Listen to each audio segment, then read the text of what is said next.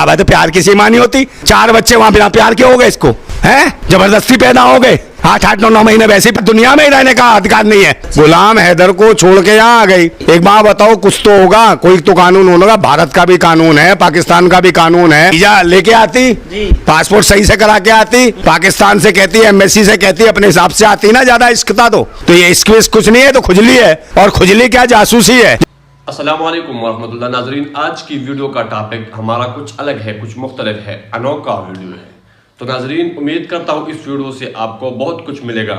Video play करने से पहले एक छोटा सा रिक्वेस्ट है, अगर चैनल पर न्यू है तो चैनल सब्सक्राइब कीजिए एंड बेल नोटिफिकेशन को भी दबाए। तो चलते हैं, हमारे साथ वीडियो जरूर देखिए। ईमानी होती, 4 बच्चे वहां बिना प्यार के हो गए इसको, हैं जबरदस्ती पैदा हो गए। 8-8-9 महीने वैसे पेट में रख लिए इसने 4-4 बच्चे, समझे, वो बिना प्यार के हो गए। और इसके ऐसा हो गया, 4 बच्चे वहां से पैदा कर लिए, यहाँ हो गया, कल यहाँ से इसके यहाँ की खुजली खत्म हो जाएगी, पपजी और लपजी कहीं और हो जाएगा, कल वेस्ट इंडीज में हो जाएगा, हफ्सियों के यहाँ, फिर हफ्सों के यहाँ पहुंच जाइयो, फिर वहाँ 4 बच्चे वहां पे हलाला कराइयो, फिर वहां जाने के बाद ऑस्ट्रेलिया चली जाइयो, वहां गोरे चिट्टे लंबे मिलेंगे, समझे, फिर उनसे हलाला कराइयो। तेरा काम ये, तेरी खुजली नहीं मिटेगी। देशद्रोही, भारत के लिए आतंकवादी है तू, और पाकिस्तान के लिए देशद्रोही है, समझे। ऐसे लोगों को देश में क्या दुनिया में ही रहने का अधिकार नहीं है। गुलाम हैदर को छोड़ के यहाँ आ गई। एक बात बताओ, कुछ तो होगा, कोई तो कानून होगा। भारत का भी कानून है, पाकिस्तान का भी कानून है। और जहां से आई भाई उसे तलाक नहीं दिया, और बिना तलाक दिए भारत में आके हलाला कराने आई है,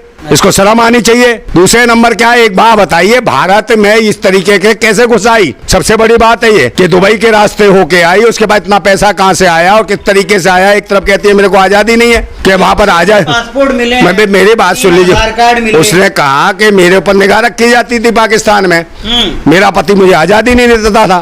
तो आजादी नहीं देता था तो पपजी पे लपजी कैसे हो गया ये, समझे नहीं। आजादी नहीं देता था तो इसके नाम में मकान कैसे हो गया। कोई आदमी जो सुआरेस के नाम में मकान कर दिया, तो इससे बड़ी आजादी क्या देगा जो मकान बेच भी दिया तुरंत इसने, और तुरंत वहां से सारे काम करके आ गई। और कहते हैं अनपढ़ है, 5वीं पास है, 5वीं पास महिला, ये सारे पासपोर्ट ये दिमाग लगा लगू के कैसे आई है। अरे कोई ना कोई कहानी है इसके पीछे भाई, कोई तो चला रहा है। अनपढ़ों को चलाने वाले बहुत हैं, जैसे मोदी जी है, मोदी जी को भी तो चला रही है आरएसएस। भारत आने से दिक्कत वाली बात नहीं, भारत आती ना, वीजा लेके आती, पासपोर्ट सही से करा के आती, पाकिस्तान से कहती है, एम्बेसी से कहती है, अपने हिसाब से आती ना, ज्यादा इश्क था तो ये इश्क कुछ नहीं है, तो खुजली है। और खुजली क्या, जासूसी है। जब इस तरीके से अकेली महिला आ गई तो ये तो भारत की जो सुरक्षा एजेंसियां हैं और जो सुरक्षा में जो लगे हुए हैं भारत के बॉर्डरों पे, उनके निकम्मेपन को दर्शाता है, या भारत सरकार के निकम्मेपन को दर्शाता है, जो कहते हैं कि भाई सीमाओं पे हमारा एकदम परिंदा भी पर नहीं मार सकता।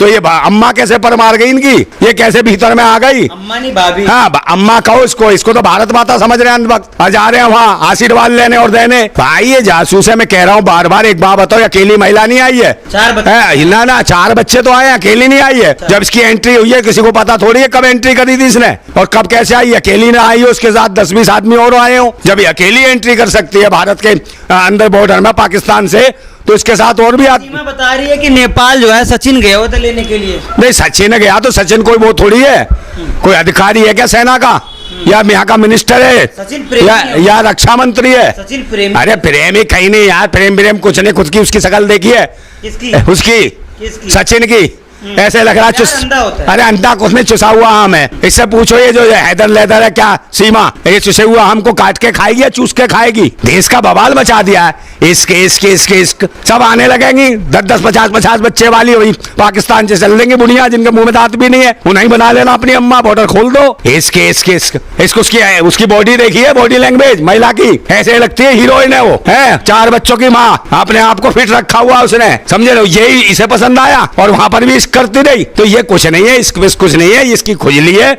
और खुजली के साथ साथ मुझे लगता है ये पाकिस्तान की एक जासूस है। और रही बात आपने कि भाई ये इसका एंगल नहीं है और ये धर्म को अपना रही है, ये हिंदू धर्म में आ गई ऐसा। अरे भाई, भारत से कितने सारे जासूस गए पाकिस्तान में और वहां पे जाके उन्होंने खतनी भी करा ली। तो समझ लो धर्म मजहब से बड़ा होता मुल्क देश, समझे। देश के लिए कुछ भी कर सकता है, ये जासूस है, पाकिस्तान के लिए जासूस करने आई है। ये इनकी अम्मा आ गई है, ये इनकी भारत माता आई है, पाकिस्तान से 4 बच्चे लाई है, वहां से बच्चे पैदा करवा के आई है इनकी भारत माता है। इसको भारत माता मानेंगे अंधभक्त, सालो सुधर जाओ। अभी तुम्हारी बहन बेटे को 4 बच्चे लेके चली जाए पाकिस्तान, फिर क्या कहोगे, बहुत खुश हो जाओगे, है बे अंधभक्तो।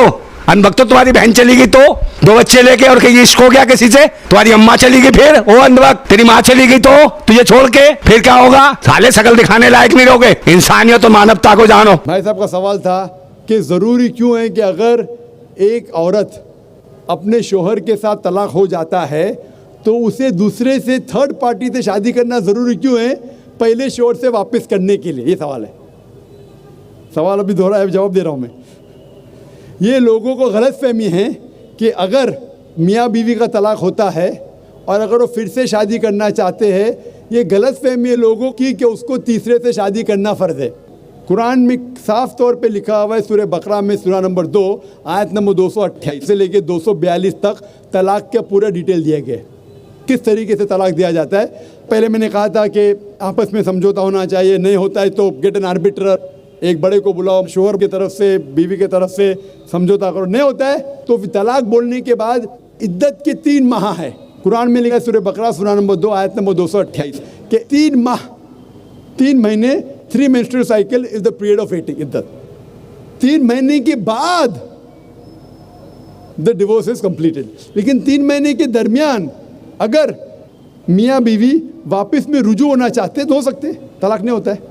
लेकिन अगर 3 महीने तक रुजू नहीं होते और अलग हो जाते और 1 साल बाद उन्हें ख्याल आता है अरे हमने गलत किया, हम फिर से शादी करना चाहते, तो कुरान की आयत है सूरह बकरा सूरह नंबर 2 आयत number 232, do not prevent the women from marrying the former husband. आप औरतों को अपने पुराने शोहर से शादी करने से मत रोकिए। तो वो औरत फिर से अपने पहले शोहर से शादी कर सकती है, लेकिन नया निकाह नया महर, न्यू मैरिज न्यू महर। No no no, what you are saying is a misconception. I come to it. लोग समझते हलाला की ज़रूरत है, हलाला जैसी कोई चीज़ कुरान में है नहीं, मैं उसके ऊपर आऊँगा। लेकिन फिर से शादी करने के बाद फिर से इन लोग ज़िंदगी बसर करते हैं, 3-4 साल बाद फिर से कुछ नाइत्तेफाकी होती है, फिर से तलाक। वही तरीके से समझौता करो, बड़े को लेके आओ, तलाक बोलो, 3 माह रुको, फिर जाओ।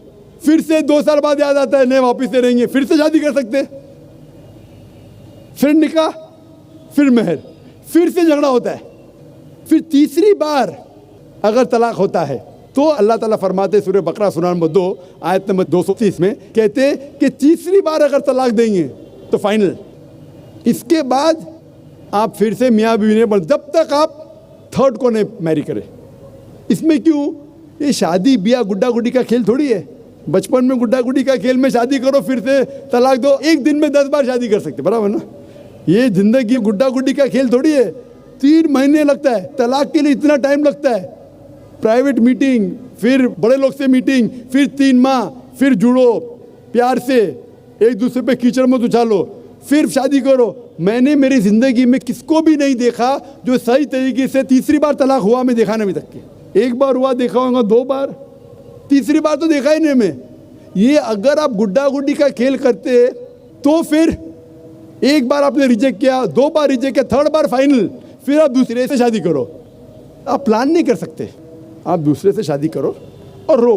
और फिर पता लगा आपको मैं पहले शोहर से नाराज़ थी, सिर्फ दिन में 6 घंटा देते थे, ये नया शोहर तो 2 घंटा देता है, तो पहला वाला अच्छा। नो, दाल आटे का भाव मालूम पड़ेगा। मेरी माँ मुझसे कहती थी मार्केट जाएंगे तो दाल आटे का भाव, दाल और आटे का भाव, आप समझे ना?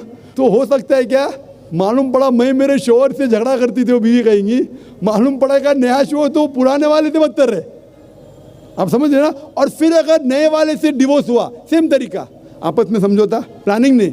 अगर प्लानिंग करेंगे कि एक रात तुम्हारे साथ सोऊंगा और फिर तलाक देना, ये हराम है, आप समझ रहे ना?